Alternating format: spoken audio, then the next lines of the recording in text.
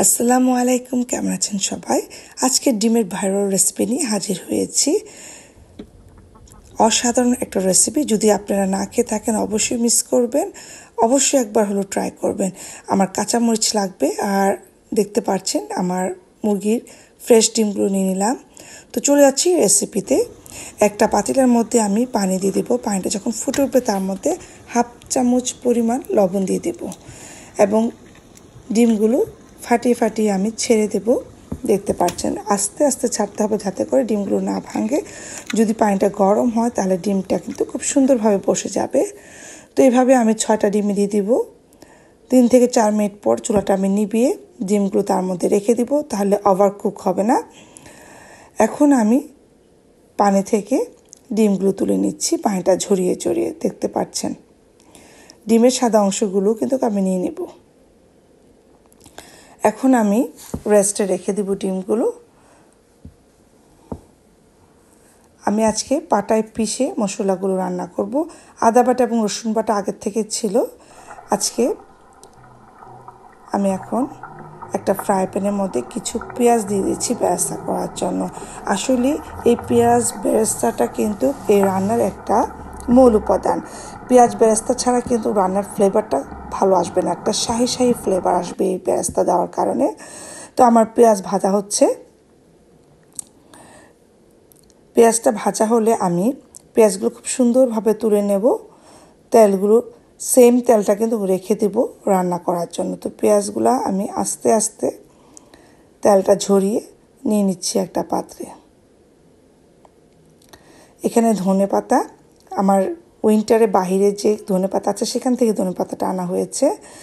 ধনেপাতা, কাঁচামরিচ এবং পেঁয়াজ কুচি একসাথে দিয়ে আমি ব্লেন্ড করে নেব। পাটায় পিষেও করতে পারবেন, ব্লেন্ড করে নিতে পারবেন। যারা পাটায় পিষতে চান না তারা ব্লেন্ড করে নেবেন। আমি ভাবলাম যে না, একটু পাটায় পিষিয়ে আপনার সাথে রান্নার রেসিপিটা শেয়ার করি, যেহেতু একটা শাহি শাহি ফ্লেভার কাজ করছে, আমার মনের মধ্যে খুব খুশি লাগছে। তো এখানে একটু আদা কুচিও দিয়ে দিয়েছি। মশলাগুলো যখন বাটা হয়ে গেছে আমি কিন্তু সেম পাটার মধ্যে পেঁয়াজের বেরেস্তাটা আমি বেটে নেব। তো চলে যাচ্ছি চুলার মাঝে। ফ্রাই প্যানের মধ্যে তেল আগের থেকে দেওয়া ছিল, সেখানে আমি আদা বাটা, রসুন বাটা, পেঁয়াজ বাটা, কাঁচামরিচ এবং ধনেপাতা বাটার যে মিশ্রণটা ছিল সেটা আমি দিয়ে দিয়েছি এবং ভাজতে থাকবো যখন পর্যন্ত কিনা তেলটা উপরে ভেসে উঠবে এবং একটা ফ্লেভার কাজ করবে। এখানে আমি একটা তেজপাতা, একটু দারচিনি, হাফ চামচ হলুদের গুঁড়ো, মরিচের গুঁড়ো হাফ চামচ, 1 চামচ ধনে এবং 1 চামচ জিরা নিয়ে নিয়েছি। খুব ভালোভাবে মিক্স করে ফেলবো।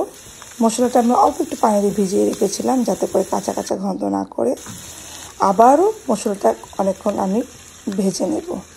এখন অল্প পরিমাণ, যেহেতু হাফ কাপ পরিমাণ আমি পানি দেব, খুব একটা বেশি পানি দেব না, এটা গ্রেভি গ্রেভি হবে। এখন আমার সিদ্ধ করে রাখা ডিমগুলো আস্তে আস্তে আমি দিয়ে দিব, দিয়ে এপাশ ওপাশ করে একটু ঢেকে দেব যাতে করে ডিমের মধ্যে যে আদার ফ্লেভার, গরম মশলা, এলাচি, দারচিনি ফ্লেভারগুলো ঢুকে। দেখতে পাচ্ছেন দেওয়ার পর আমি আস্তে ধীরে উল্টে দিয়েছি এবং ঢাকনা দিয়ে ঢেকে রেখেছি। যখন ফুটে উঠবে তখন আমি যে পেঁয়াজের বেরেস্তাটা করে রেখেছিলাম সেটা আমি অ্যাড করে দেব। অ্যাড করে খুব ভালোভাবে ডিমের সাথে মিক্স করে নেব। আর কিছুক্ষণ রান্না করার পর আমি তুলে নেব। তো হয়ে গেল মজাদার আমার ডিমের ভাইরাল রেসিপি। অবশ্যই আপনারা ট্রাই করবেন। পাটায় পিষে রান্না করেছি বলে রান্নাটা যে অসাধারণ হয়েছে।